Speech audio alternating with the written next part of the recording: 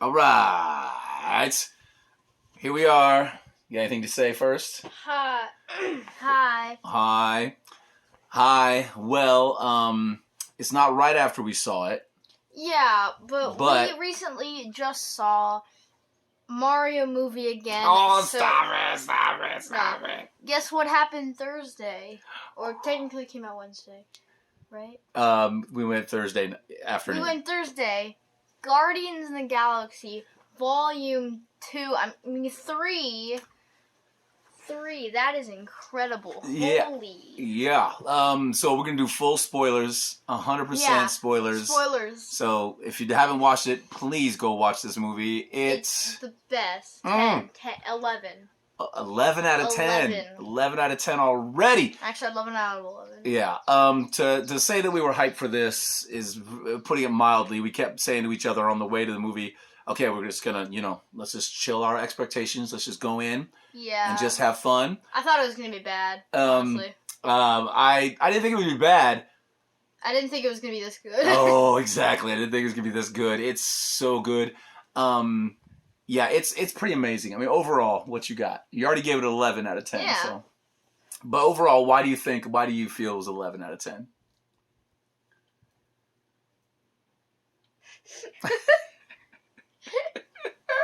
I mean, it was good. It was good? It's just good because it was good? Why was it good, though? It was good. It's just good? Yeah. So, okay, hold on. There you go. Come on. At the beginning of the movie, yeah. It was the beginning of... So, at the beginning of the movie, we get, Rocket listening to... He was kind of singing along. Yeah, weird song. I didn't know what it was. Well, the song was called Creep. It's a Radiohead song. And it's an acoustic version of the song. But before we go kind of, we're not going to go scene by scene because it was a long movie. Yeah. But it was brilliant. Overall, why I like this movie is because it was a perfect closing for the Guardians of the Galaxy story. They've had now 3 of their own movies, and they've appeared in 2 others heavily in Infinity War and Endgame. And I think this was just the perfect closing of that chapter. They talk about movie trilogies, right? And in the Marvel universe, the MCU, Marvel Cinematic Universe, there was everybody said that Captain America was the perfect trilogy with Captain America, Winter Soldier, and then Captain America Civil War, which was great, but the first Avenger, Captain America, the first Avenger isn't, it's a fine movie, but it's not rewatchable. It's kind of okay. It's cool. Civil War and Winter Soldier are considered some of the best, and they're amazing. But the first Guardians movie has always been my favorite one. You know that. I know it's not your favorite, but it's my absolute favorite Marvel movie. I love it. It's one of my favorite movies, period, of all time. I think it's brilliant. And then the Volume 2, Guardians Volume 2 is amazing, and that's your personal favorite. But now this is my favorite. Guardians 3. You think 3? You putting 3 better than 2 for you? It was better than 2. Woo! That's saying something because my boy loves him some Volume 2. And I love Volume 2 as well. A lot of people kind of give it a little bit of grief, but I think it's absolutely amazing. The only reason I don't put it, I put it next to Guardians 1 or, just beneath, is because Guardians 1 made me feel like a little kid again. That movie made me feel like a little kid, in awe of learning about these characters and just being so amazed at movies. It did what movies are supposed to make you feel. It takes you on a journey with characters you didn't expect in a world you don't really understand but can relate to at the same time. And just, is it a brilliant, amazing experience. Volume 2 is almost there as well. I think it's the perfect follow-up for Volume 1. And then I think Volume 3 is just as good. It's really incredible and a perfect closure for this team, the Guardians team. Because we thought we're going to see some people die in this one. No. Namely, our boy here. Because really this movie could have been called Guardians of the Galaxy, instead of Volume 3, could have been called Rocket.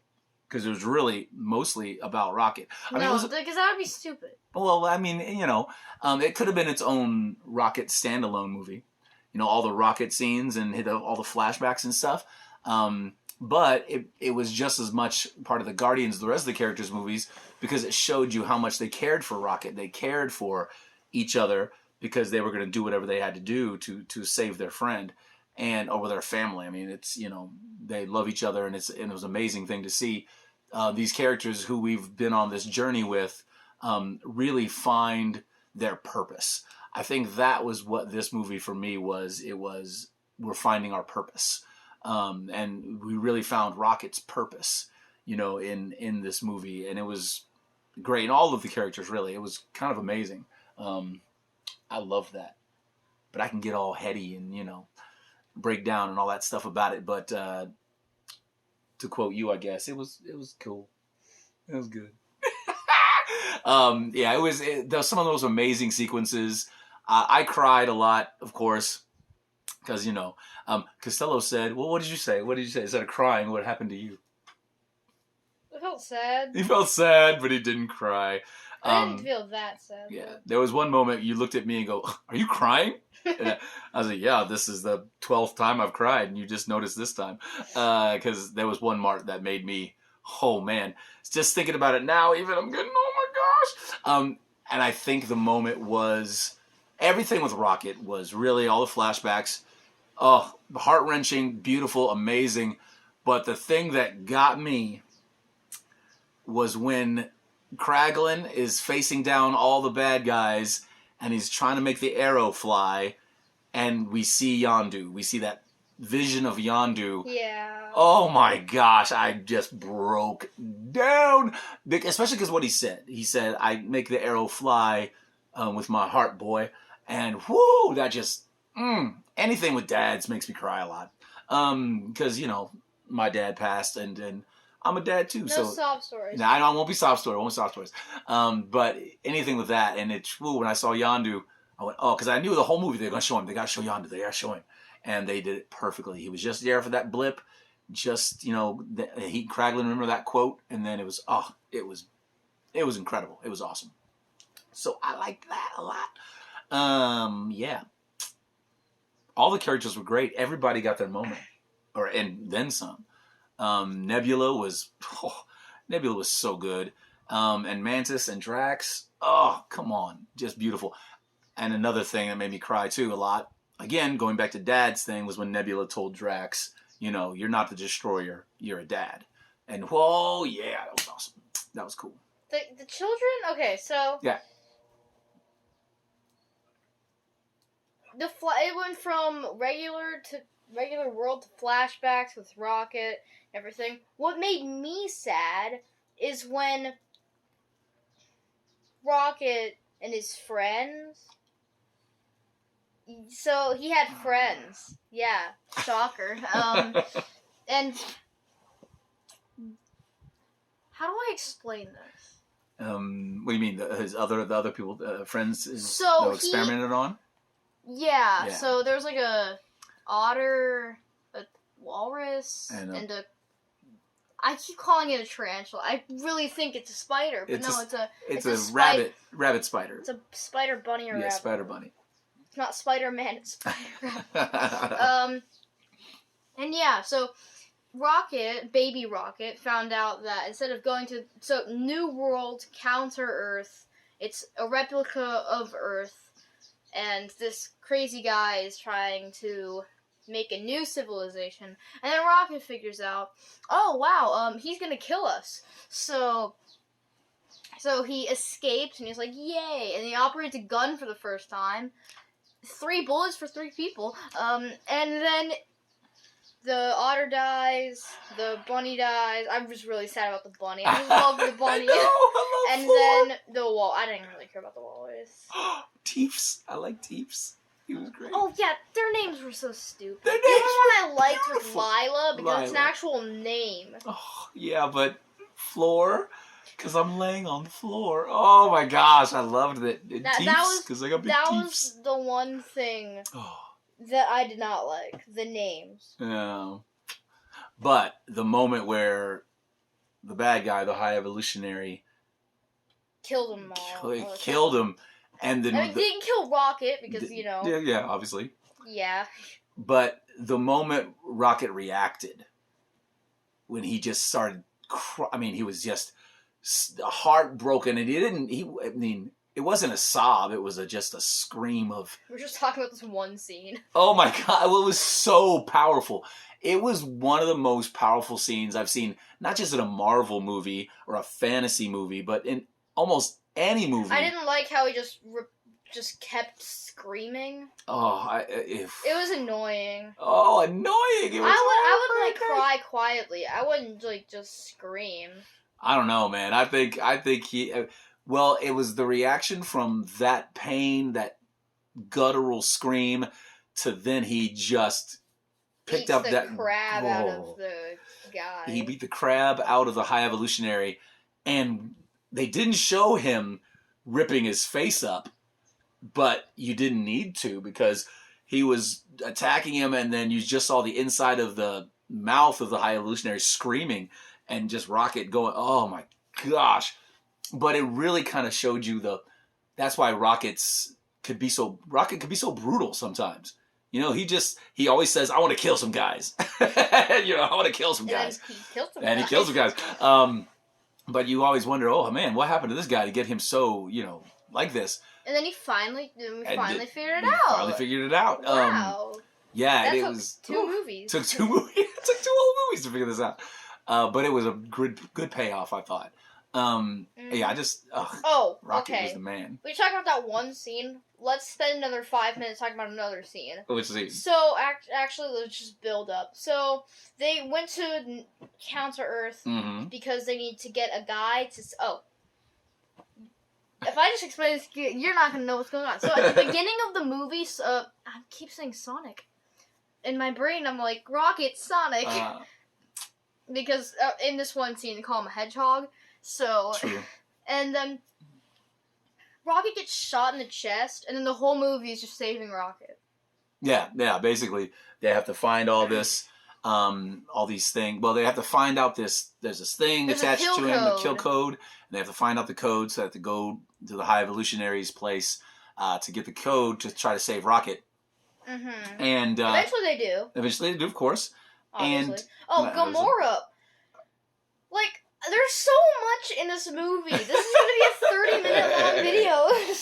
Well, we don't have to talk about all of everything, but what did you think about Gamora in this? She's weird. I really liked it, and I liked because she was brutal. I mean, this was before she spent time with, because it's the Gamora that was time jumped from in Endgame, and so she was still, working with Thanos and that kind of stuff. And I mean, she still, wanted to be away from Thanos, but she was still brutal. And the scenes where she was just so brutal and mean. They went to this base thing. Yeah. And then, they went to a base. They tried getting Rocket's records so he can deactivate kill code, all that jazz. Mm-hmm. And but Gamora was just like, all right, I have a plan, guys, because they were surrounded by guys like, all right, I have a plan. Grabs this girl who's trying to help them, grabs her and surrender now or I blow this girl's brains out. Yeah. I thought that was funny. Thought that was funny. Well, it was funny because that Quill is already about scheming, and he's he's a nice guy, and he's Star-Lord Charm. Yeah, I can riz these girls up. So well, he does prove that he can. One time he does. And also, she was already gonna help him, even if I think Gamora was the one with the real strategy here. Okay. Gamora. I liked the Gamora thing, and I liked that they didn't bring, something happened that Gamora and Quill would be together again like they were.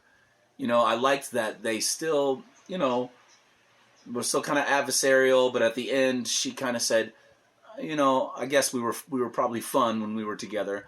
And he goes, oh yeah, we were. And then they had a mutual respect for one another. But then she went off to join the Ravengers, and then Star-Lord, he went to Wait. Earth. What? We can't talk about that in the movie. Oh yeah, we can. We forgot about the fight scene. Oh, So this is the best fight scenes ever. The best fight scene I've seen in a movie. Aside from the Mario movie, that was a pretty good fight scene. Well, you gotta admit. We'll talk about something in the Mario movie that it connects kind of in a weird way. Oh, right, Chris Pratt. Well, Chris Pratt, and they use the same song. Yeah. They use that same song, the No Sleep Till Brooklyn song. Yeah. Yeah. So that was kind of funny. I mean, it's 2 movies in a row where they use the No Sleep Till Brooklyn, the Beastie Boys song. And then in the Mario movie, where Chris Pratt was Mario, and then in this, where Chris Pratt was Star-Lord. Chris Pratt was Chris Pratt. Was Chris Pratt. I really liked, though, the way they use the song, because that song's been in a ton of movies. But I liked that they played more of the verses. And I forgot that I remembered all those verses. So as it's going, I'm going, oh yeah, I remember all these words. I remember this song. Because that song, when I was, growing up, was huge. Well, not huge, but, to dorks like me, I guess. Fight scene. Yeah, fight Rocket's scene. alive. Because, they found everything. This ship. Oh. Counter Earth has just, like, a bunch of animal human beings. Panda guy. That was my guy. Panda guy. Panda Guy was like one scene. I know, but I love Panda Guy. I liked Panda Guy like you liked Carrot Man in Quantum Mania. What was that one guy you liked so much? Guy. Oh, Broccoli Guy. You like Broccoli Guy. I like Panda Guy, so it works out. But, yeah, so he rises up his ship, which is like this giant pyramid, which turns out to be a square. I don't get why it's a pyramid when you first see it, but when it's in space... Yeah, it was a big square. It was a cube? Yeah, it was a cube. Like, yeah. did that half just get decapitated? Because, then where... I don't know. And then, so, Counter-Earth gets destroyed, Rocket's alive because Groot and Gamora... No, Star-Lord... Everybody work together. And then, boom. Rocket's alive. So, Gamora, Mantis. Oh my god. Mantis is the best. She's my favorite character. Is that what I was about to say? Who's your favorite character? Mantis. Mantis? Yeah, I'm going to say, it's a toss-up between Rocket and Mantis. I really liked Mantis a lot. You liked Rocket just because his storyline. Well, I mean, I've always liked Rocket's always been my favorite of the Guardians and one of my favorite characters ever. I just love Rocket. I think he's great. I love his sarcasm. I love his, just he'll try anything. He's really intelligent and just great. And I really, really like that about him. Drax was wonderful too. I mean, that thing about the reason I like that first movie so much is because I love all those characters. And I love, Rocket's my favorite. And then, Mantis and Nebula kind of, even though Nebula was in the first movie, she was antagonist. She was a bad guy. But she fit in so well to becoming a part of their family that it seemed like she was just part of the original Guardians the whole time. Wait, did we do a review of the Christmas special? No, we will though. I loved how, so much of the Christmas special was in this. Christmas special wasn't some side project thing. It was an integral part of this Guardians saga, this Guardians story, because it's amazing as well. I'm going to put the Christmas special maybe my favorite thing to watch. I love that thing so much. You watched it earlier this month. Yeah, I did. You watched it May 2nd, I swear. I did, in preparation to see this third movie. Yeah, but Mantis is fantastic. She really is an amazing, amazing character. And that actor, Palm something, I can't remember her name, but she's incredible. And you get to see so many different emotions of Mantis. You get to see her in every situation and how she works through these different situations. And she's just great. And a lot of fun. And her innocence, but then not so innocent. She knows a lot and is really, really cool. And pretty awesome, actually. Yeah. So, yeah, overall, because this has already been almost 20 minutes. Overall, it's a great movie. I think a perfect close to the Guardians saga. And definitely the best Marvel Cinematic Universe related thing since the Christmas special, maybe. I mean, Thor: Love and Thunder. I know you A like. bunch of people hate on that movie, but I love that movie. This is why Thor's my favorite superhero. I know he is. That's fine. But Love and Thunder was okay, but I mean, this movie's way better. Come on. Volume 3 way better than Thor: Love and Thunder. Either Love and Thunder or Quantumania. Quantumania was a good movie. You love Quantumania too. I love Quantumania too. I like it. It's a very good movie. But this one, I think, as far as Marvel movies, I really, really enjoyed Multiverse of Madness a lot. The Doctor Strange movie, I liked that one a lot. Again, he was watching that. I watched that the other day too because I really liked that movie. But yeah, this Volume 3 is definitely going to be on repeat a lot. I'm going to watch it quite a bit. In fact, I asked Costello if he wants to go watch it again while still in the theater, and what'd you say? It's a movie that I don't want to rewatch. And why not? Because there's not much things to, like, Easter egg wise. There's not much things to look at. There's just, like, in the Mario movie, I would want to rewatch that because there's a bunch of Easter eggs and references and stuff like that in the movie, and I want to rewatch it so I can see everything. But, like, this movie I don't really want to rewatch. It's fair. That's okay, I'll go by myself. Boom! No, we'll go see Mario again, because I do want to see Mario again. I liked Mario a lot. Yes, we'll go see Mario again. The fight scene. Fight scene. Rocket and the other characters. Everybody.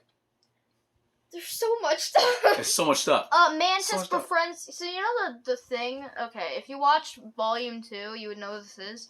But there is this giant monster that they have to beat at the beginning of the movie, and there was 3 of those. And then Mantis is like, "Oh, but they don't eat humans. They're good guys." And then just immediately befriends them. That was an awesome moment. It was funny. It was pretty great. And then she just comes in, like, where all the other people are. I don't know what to call them. They're aliens. Aliens. But except for Chris Pratt. Except for Peter. Peter Parker. Haha.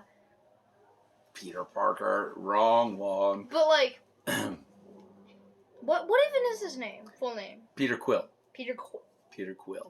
Quill? Does he write stuff? I thought I was the one with the dad jokes. Bruh! And then, yeah. And then the fight scene immediately after that, like, Rocket's like, "I'm done running." And then